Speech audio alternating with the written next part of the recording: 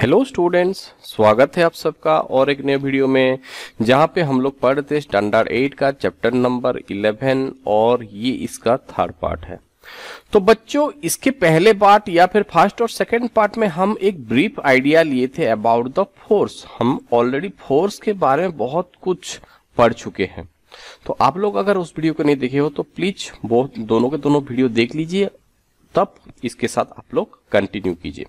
तो बच्चों, अभी हमारा एक लास्ट टॉपिक बचा है इस चैप्टर का और वो है आपका प्रेशर। तो बच्चों, प्रेशर है क्या? इस चीज को अगर देखा जाए, ऑलमोस्ट हम सबको पता है कि प्रेशर है क्या, या फिर जिसको हम लोग दाब, दबाव जो बोल सकते हैं, ये होता है प्रेशर। इसके अलावा भी बहुत सारे प्रेशर है। ब्लड प्रेशर है, एग्जाम का प्रेशर है, ये सब अलग अलग प्रेशर है। बट इस चैप्टर में जो दिया गया, हमें जो प्रेशर बोल के ये एक टर्म दिया गया है, ये प्रेशर है क्या एक्चुअली बच्चों?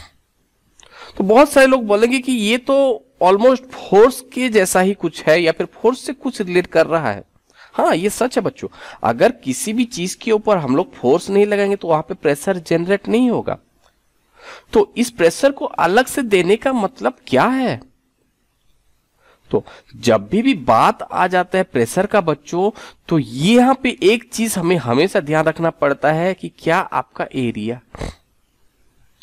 तो या फिर हम लोग बोल सकते हैं, जब भी हम फोर्स को एरिया के टर्म में या फिर एरिया के साथ रिलेट करते हैं, तब जाके एक चीज एग्जिस्ट करता है जिसको हम प्रेशर बोल के कहेंगे। या फिर एक पर्टिकुलर जगह पे या फिर एक पर्टिकुलर एरिया पे हम कितना फोर्स लगा रहे हैं, उसी को ही प्रेशर कहा जाता है।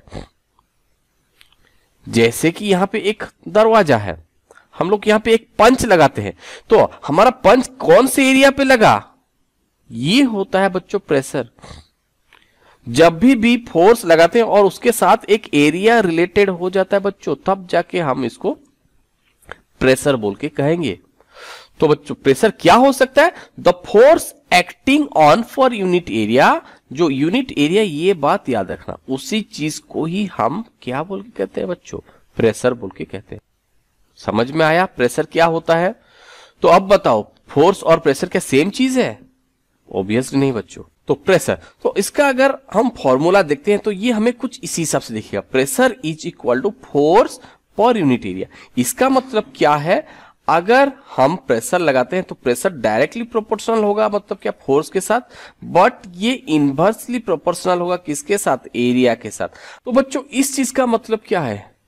P is inversely proportional to area. इसका मतलब क्या है? अगर एरिया जितना कम होता है, एरिया अगर लेस होता है, तो क्या होगा बच्चों? प्रेशर जो होता है ये आपका बढ़ेगा, इंक्रीज हो जाएगा।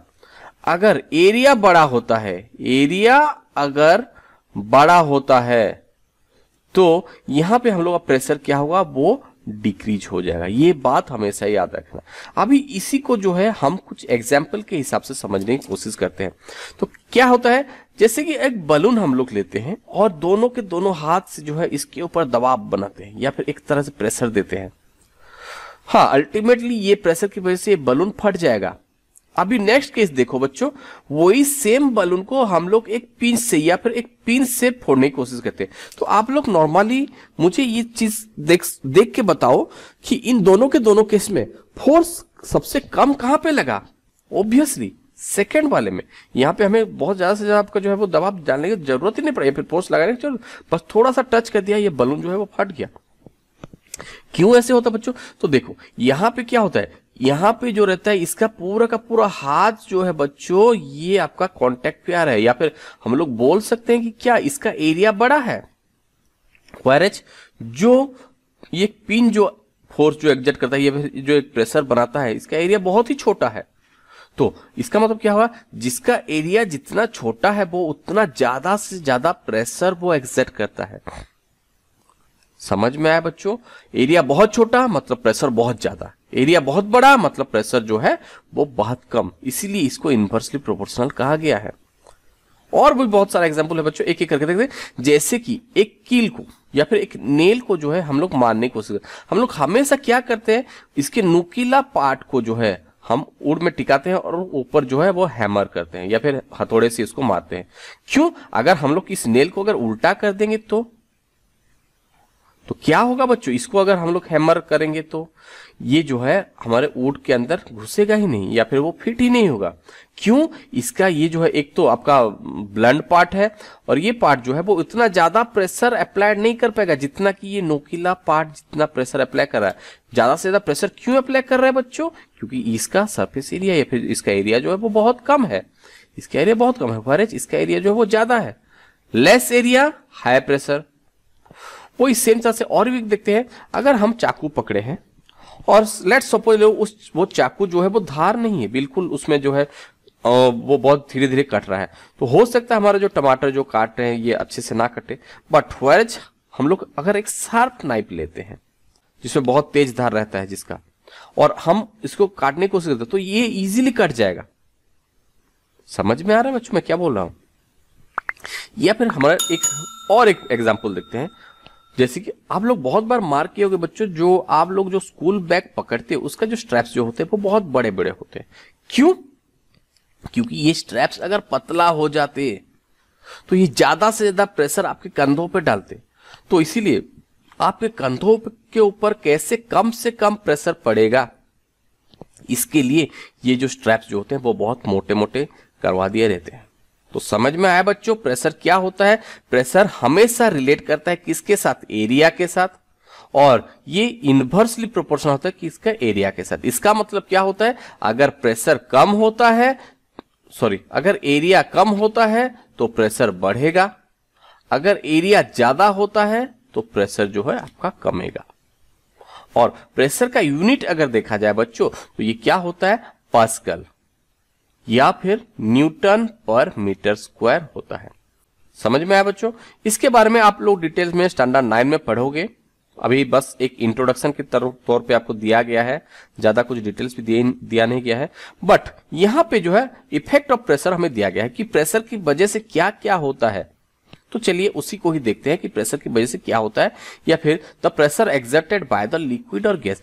लिक्विड और गैस वो लोग कैसे प्रेशर एक्सर्ट करते हैं, हम उसी को ही देखेंगे। जैसे कि ले लो बच्चों, जितने भी लिक्विड होते हैं ये भी कुछ ना कुछ प्रेशर एक्सर्ट करते हैं, होता है। तो ये कैसे होता है हम लोग थोड़ा सा देखते हैं। तो अगर हम लिक्विड को या फिर पानी को एक बोतल में रख देते हैं तो वो क्या करते हैं? अपने कंटेनर के इनर वॉल पे वो प्रेशर एक्सर्ट करता है। इसको जो है एक एक्टिविटीज के हिसाब से समझते हैं। जैसे कि एक बोतल है, इसमें एक छोटा सा होल कर दिया हम लोग और यहाँ पे एक बलून लगा दिए। जैसे कि हम लोग यहाँ पे पानी डालेंगे तो हम देखेंगे कि इस बलून का साइज जो है वो थोड़ा सा बड़ा हो गया। इसका मतलब क्या? जैसे कि हम लोग यहाँ पे पानी डाले, पानी भर्ती हुआ और पानी जो है कुछ प्रेशर बनाए किसके ऊपर? बलून के ऊपर। तब जाके ये बलून का साइज जो है वो थोड़ा सा बड़ा हो गया। समझ में? इसका मतलब क्या होता है? ये वाटर या फिर जो लिक्विड जो है वो कुछ प्रेशर एक्सर्ट कर रहा है ये बलून के चारों तरफ में। वो इस सेम तरह से बच्चों गैस भी जो रहते हैं ये भी कुछ ना कुछ प्रेशर एक्सर्ट करते हैं। जैसे आप लोग बहुत बार देखोगे आपके साइकिल के टायर में जब भी हम लोग हवा भरते हैं, जैसे बलून में हवा भरते हैं, एक पर्टिकुलर टाइम तक ही हम लोग बलून में हवा भर सकते हैं या फिर बलून के एक सर्टेन एक्सटेंट तक ही हम क्या कर सकते हैं? हवा भर सकते हैं। इससे अगर ज्यादा से ज्यादा हवा भरने की कोशिश करेंगे तो बलून जो है वो फट जाएगा, टायर जो है वो फट जाएगा। इसका मतलब क्या?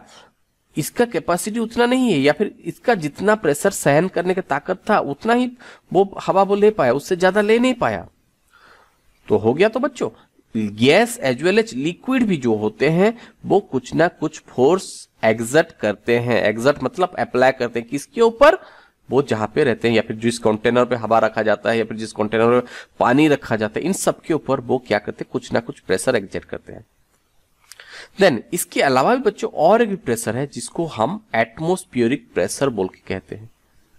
तो सबसे पहले जान लेते हैं कि एटमॉस्फेयर क्या होता है। अगर हम अर्थ सरफेस को देखते हैं तो इसके चारों तरफ बहुत सारे गैसेस प्रेजेंट है बच्चों, या फिर हम बोल सकते हैं कि अर्थ को जो है एक ब्लैंकेट के जैसा ढके हुए हैं।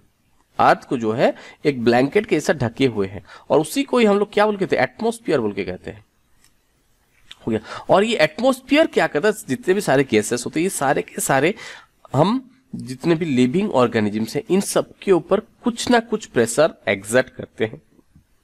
और उसी प्रेशर को ही एटमॉस्फेरिक प्रेशर कहा जाता है बच्चों। तो हमें पता कैसे चलेगा कि एटमॉस्फेयर जो होता है वो कुछ प्रेशर अप्लाई कर रहा है?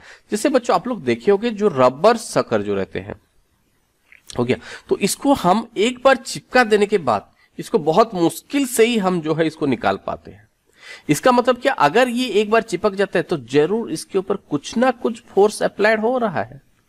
और वो फोर्स किसके वजह से होता है बच्चों? नथिंग बट द एटमॉस्फेयर की वजह से ही होता है। समझ में आया एटमॉस्फेरिक प्रेशर क्या होता है बच्चों? तो अगर लिखने के लिए आगे तो हम लोग लिखेंगे क्या, the pressure exerted by the air, हो गया, the pressure exerted by the air is known as the atmospheric pressure. ये एयर जो होते हैं सारे ऑर्गेनिजम्स के ऊपर कुछ ना कुछ प्रेशर ये अप्लाइड करते हैं। और वो कितना प्रेशर एक्सर्ट करते हैं, तो अगर देखा जाए तो वो ऑलमोस्ट 1000 किलोग्राम का प्रेशर जो है वो हर एक लिविंग ऑर्गेनिजम्स के ऊपर वो अप्लाइड करते हैं। या फिर आप लोग खुद ही महसूस करो कि आपके ऊपर जो है अभी एटमॉस्फेरिक प्रेशर कितने किलोग्राम का पड़ रहा है? 1000 किलोग्राम का आपके ऊपर जो है वो प्रेशर आ रहा है बच्चों। तो बहुत सारे बच्चे यहां पे जो है मुझे पूछने लगेंगे कि अगर हमारे ऊपर इतना प्रेशर हो रहा है या फिर इतना प्रेशर एक्सर्ट हो रहा है या फिर इतना प्रेशर अप्लाइड हो रहा है तो हम लोग फट क्यों नहीं जा रहे हैं? तो बच्चों आप लोग एक चीज के बारे में जानते हो कि हमारे बॉडी के अंदर भी कुछ प्रेशर है। जैसे इवन ब्लड का प्रेशर ले लो, हमारा बॉडी भी जो है कुछ प्रेशर एक्सर्ट कर रहा है। और हमारा बॉडी और ये एटमॉस्फेयर का जो प्रेशर जो है, हमारा बॉडी का प्रेशर और ये एटमॉस्फेरिक का जो प्रेशर जो रहता है ये ऑलमोस्ट इक्वल है बच्चों। ये ऑलमोस्ट क्या है? इक्वल है। इसीलिए जो होते हैं या फिर हम लोग जो है हम लोग फट नहीं जाते, क्योंकि हमारा बॉडी भी जो है वो सेम तरह का प्रेशर एक्सर्ट कर रहा है। किसके ऊपर? एटमॉस्फेयर के ऊपर।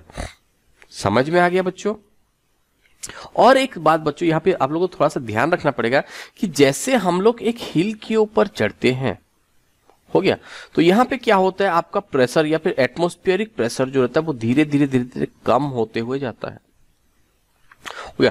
जो लोग लैंड पे रहेंगे उसमें थोड़ा सा वो ना ही ज्यादा प्रेशर ना ही कम प्रेशर एक्सर्ट होगा। बट जो लोग पानी में रहेंगे, जो लोग समंदर के नीचे जो डाइविंग करते हैं या फिर जो लोग स्विमर जो होते हैं, इन लोगों को ज्यादा से ज्यादा प्रेशर जो है वो एक्सर्टेड होगा, इनके ऊपर जो है वो ज्यादा से ज्यादा प्रेशर लगेगा।